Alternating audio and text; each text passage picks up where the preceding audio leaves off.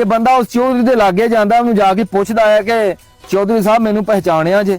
ਤੇ ਚੌਧਰੀ ਕਹਿੰਦਾ ਕਿ ਮੈਂ ਤੈਨੂੰ ਕਿਵੇਂ ਭੁੱਲ ਸਕਦਾ ਆ, ਮੈਂ ਤੈਨੂੰ ਬੜੀ ਚੰਗੀ ਤਰ੍ਹਾਂ ਜਾਣਦਾ ਆ। ਕਹਿੰਦਾ ਕਿ ਮੈਨੂੰ ਉਹ ਵੀ ਵਕਤ ਚੇਤੇ ਆ ਕਿ ਜਦੋਂ ਤੂੰ ਮੇਰੇ ਕੋਲ ਪੈਸੇ ਲੈਣ ਵਾਸਤੇ ਆਇਆ ਸੀ ਨਾ, ਤੇ ਤੂੰ ਸਾਈਕਲ ਉੱਤੇ ਆਇਆ ਸੀਗਾ ਤੇ ਮੇਰੇ ਘਰ ਦੇ ਵਿੱਚ 4-5 ਗੱਡੀਆਂ ਖਲੋਤੀਆਂ ਸੀਗੀਆਂ, ਤੇ ਅੱਜ ਤੂੰ ਗੱਡੀ ਉੱਤੇ ਆਇਆ ਵਾ ਤੇ ਮੇਰੇ ਕੋਲ ਇੱਕ ਟੁੱਟੀ ਸਾਈਕਲ ਵੀ ਹੈ ਨਹੀਂਗੀ। ਅੱਲਾਹ ਪਾਕ ਨੇ ਇਹੋ ਜਿਹਾ ਮੁਸ਼ਕਲ ਵਕਤ ਮੇਰੇ ਤੇ ਲੈ ਆਂਦਾ ਵਾ, ਤੇ ਕੋਈ ਗੱਲ ਨਹੀਂ, ਅੱਜ ਦਿਨ ਮਾੜੇ ਆ, ਕੱਲ ਨੂੰ ਚੰਗੇ ਵੀ ਆ ਜਾਣਗੇ। ਤੇ ਜਦੋਂ ਉਹ ਬੰਦਾ ਚੌਧਰੀ ਦੀ ਇੰਨੀ ਗੱਲ ਸੁਣਦਾ ਹਨਾ, ਤੇ ਉਹਦੀਆਂ ਅੱਖਾਂ 'ਚੋਂ ਪਾਣੀ ਆ ਜਾਂਦਾ ਆ। ਉਹ ਬੰਦਾ ਨਾਲੇ 4 ਲੱਖ ਰੁਪਈਆ ਉਸ ਚੌਧਰੀ ਨੂੰ ਦਿੰਦਾ ਆ, ਕਹਿੰਦਾ ਕਿ ਚੌਧਰੀ ਸਾਹਿਬ ਆ ਲਓ 4 ਲੱਖ ਰੁਪਈਆ ਜਿਹੜਾ ਮੈਂ ਤੁਹਾਡੇ ਕੋਲ ਧਾਰਾ ਫੜਿਆ ਸੀਗਾ।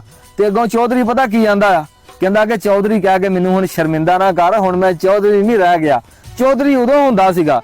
ਤੇ ਉਹ ਬੰਦਾ ਪਤਾ ਕੀ ਆਂਦਾ, ਕਹਿੰਦਾ ਕਿ ਚੌਧਰੀ ਸਾਹਿਬ ਆਹ ਗੱਲ ਨਾ ਕਰੋ, ਤੁਸੀਂ ਕੱਲ ਵੀ ਸਾਡੇ ਵਾਸਤੇ ਚੌਧਰੀ ਸੀਗੇ ਤੇ ਅੱਜ ਵੀ ਮੇਰੇ ਵਾਸਤੇ ਤੁਸੀਂ ਚੌਧਰੀ ਜੇ, ਆਹ ਗੱਲ ਨਾ ਕਰੋ।